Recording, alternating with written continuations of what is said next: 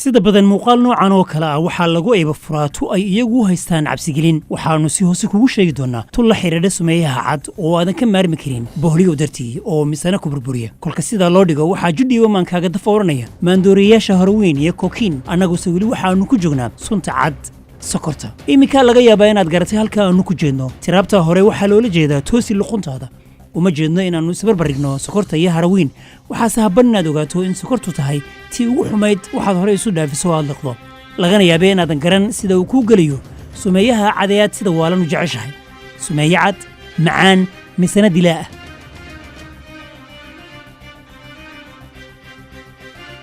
sumeyahani waxa uu ku bilowday si yaab leh kowtaligii soo weeraray shaam oo markii ugu horraysay helay tu aan kolkii hore dunida laga aqoon dharan cusub oo laga helay iyagu horey umaysan aqoon kol dambase isagiiba yeeshay oo ay qariideen waxay ogaadeen in addoommada galbeedka afrika ay beertaan halka dunida carabtuna ay soo saarto waa dhadhanka waxa ugu horreeya ay afkooda geliyaan bunka sidaas ayay lafahooda ugu dooneen inay taa qayb u helaan sidaas ayay sunta cadi sokortu qudheedu si ba'an u haystay qaybo kale oo dunida dhowr qarni dhanka yurub wax walba ayaa lagu laaqay elizabeth qudheeda istaagga kaga laacday tiyoosha ingiriis loogu qooshay cishada kadib yaa ka celiya waxaa la sheegaa in goor dambe ay sababta ilkaheedii ku weyday xilligaa kadib columbus qudhiisa ayaa uu dhadhankaasi taabtay oo u qaatay qayb sunta cada sokorta xagga iyo ameerika deegaanada beer lagama aqoon xilliga reer yar wixii dunida u yaacay ayaa taa ka helay badhaadhe deetana in deegaanka lagu qolombiyey ka ganacsigeeda ayaa ay dani badhay waxaa si halhaleela loo raray 11 milyan oo addoommadii nin weliba darsanayey ee reer afrika beere qasab ayaa halkii goob walba laga yegleelay taa oo dhaqaalo waalan ka sameeyeen xilligaa kadib sunta cadiid sokortu waa ay xuduud beeshay tan iyo 70meydii qarnigii tegey goorta oo inta loog yahay cudurrada qalbiwareenku si waalan ugu faafeen dunida galbeedka gaar ahaan maraykanka oo goorta loo aqoonsaday dadkii qalbiwareenka looga yaacay bal sababta garo tii keliya ee sabab looga dhigay intaba waxay noqotay raashinka gaadh ahaan labada ugu daran xaydha kolestaroolka loo yaqaano ee isku gudubta dhuumaha dhiigga ama sunta cad sokorta oo iyadu burburisa hormoonka libton ee dheregta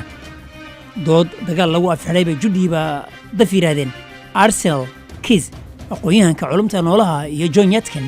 oo khabiir xagga quudka ah iyadoo ay shirkadaha cabitaanka sameeyaa ay barataarayaan ayaa ansel kiis oo halkaa doodii u duway in xaydhu ay tahay sababta qalbiwareenka xooggiisa gafuur ku siita halka sunta cad sokortii uu ka dhigay inaysan wax dhibaato ku hayn aadana suntii dhadhanka wacnayd ayaa dib si adag loogu daatay ku dhowaad qarni barkii oo keliya ayay cirka isku shareertay heerkii cayilka xaddaafka ah tu lagu qiyaasay 400 boqolkiiba 10kii sane ee kasta halka Australia ay gaadhay 67 boqolkiiba iyo heerka dunida oo dhan oo 30 boqolkiiba lagu sheegay tii ay suuragal tahay inay sare kacday ilaa iyo 67 boqolkiiba rubuc qarni gudihii sunta cadi waxay horgal u tahay cudurka sokorta iyo sarakaca insulinta hormoonka u sababta ah burburinta elasinta iyo kalajiinta labada ugu muhiimsan aragsamaanta aadanaha sunta cadi sokortu waxay dishaa muuqaaga waana sababta aad kolkol isugu aragtaa nabro wejigaaga ka soo yaaca waxaa caddayn u ah daraasadu goordhow un sameeyey macadka caafimaadka ee jaamacadda Leiden Holland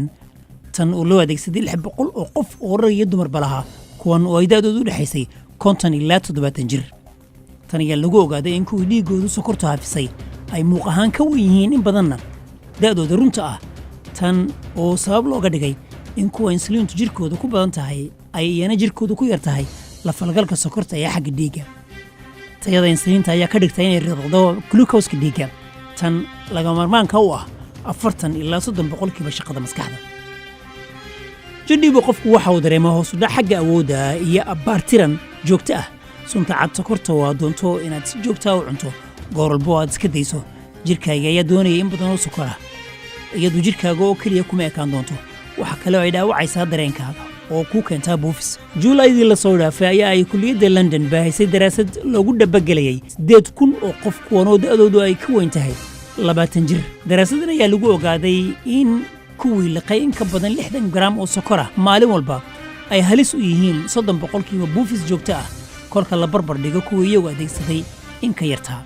waayo sunta cad sokorta oo dhiiggaaga hafisaa waxay hortaagaysaa in dhuumaha dhiigga ee maskaxda ku shubaya ay sida ugu habban u gutaan hawshooda ogow waxaa jira kuwa aan doonayn inaad ogaato taa iyada ah sanado badan waxa ay barataarayeen shirkadaha cabitaanada gaaska iyo sokorta la isku qooshay soo saara wax lagu sheegay cilmi baadhisyo sanadkii 2015 oo keliya waxa ay daymo sugad ku ilaaliyeen in ay shirkadaha barataareen in ka badan 168 daraasadood kuwanoo si dhan u difaaciyay cabitaanada gaaska iyo sokorta la isku qooshay ka samaysan. ururka caafimaadka adduunka oo doonay inuu tilmaamo dhibaatada waxay sortaagay koox ka socotay dalkan Mareykanka oo waliba u sheegay in dhaqaalaha ay siiyaan ay ka jarayaan. maada ka gaadhay waxa intiiba bedelay internetka. maanta waxaad meel walba ka maqlaysaa doodo iyo digniino lagu diidan yahay adeegsiga sunta cad sokorta dhibaatada ay taasi u leedahay aadanaha cid walba garatay. waayo 75% raashinka dibadyaalka waxa ku jira sokor fara badan halka inta badan ay wax waliba ku jirto adigoo laga yaabo inaadan garan sida rootiga casiirka iyo kuwa kaleba. inta badan dhakhaatiirtu waa ay ka digaan oo ay dhiirigelin ciyaaryahanadu inaadan adeegsan. intiina isaga tagtay adeegsiga sunta cad sokorta waa dareentay iminka sarakaca xagga awoodda iyo abbaarta kolba tanaad u qasadaan iyo dareenkiinaba kolka lagu daro tan ay cid waliba garanayso ee cayilun dusha kaa fuuli lahaa oo aad iska diiday. ogow sokor walba oo lagugu sheego waxa kaaga filan 30 daqiiqadood oo aad cagaha wax ka daydo maalin walba. iminka waad ogaatay dhibaatada ay ku geysanayso sunta cad sokorta weli ma sidii baad u sii cantuugi doontaa.